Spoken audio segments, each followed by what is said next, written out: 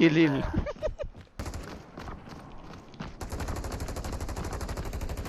Bro. No.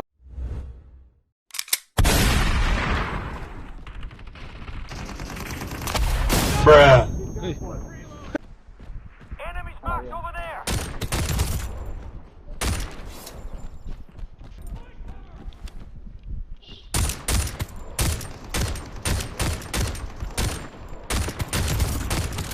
Enemies marked over there. One more. Enemies marked. Reloading. Find cover.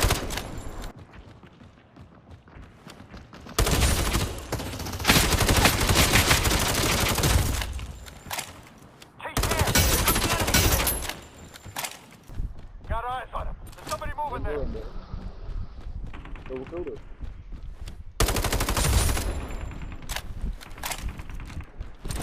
Somebody moving there. Take care.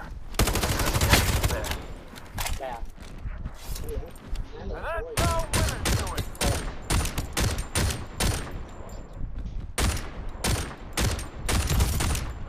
Push him.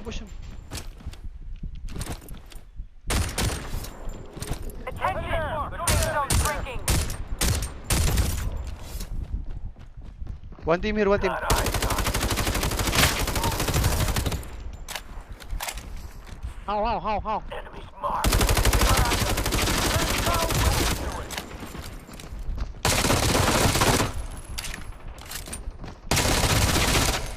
Em đâu?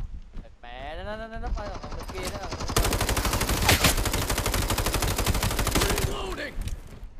Đây team Zone đây. now shrinking. Mẹ trên ba trên này đó. Tìm cái địt mẹ mày. Không nhà. Enemies. Một kia.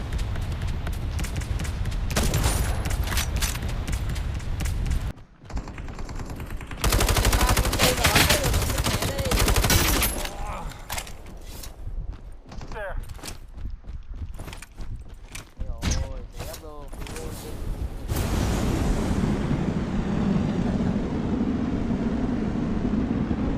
Enemies marked over there.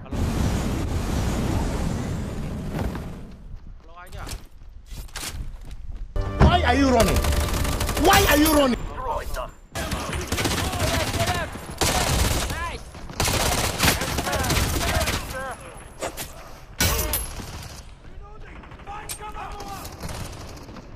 Tịt mẹ bên kia bắn ạ. 2 thằng sang ạ. Nó từ đây 3 thằng sang. Free. Nice. Nice.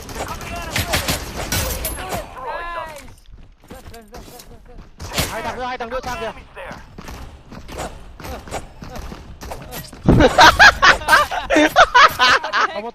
Bro, what doing? Hold the site. Lắc qua.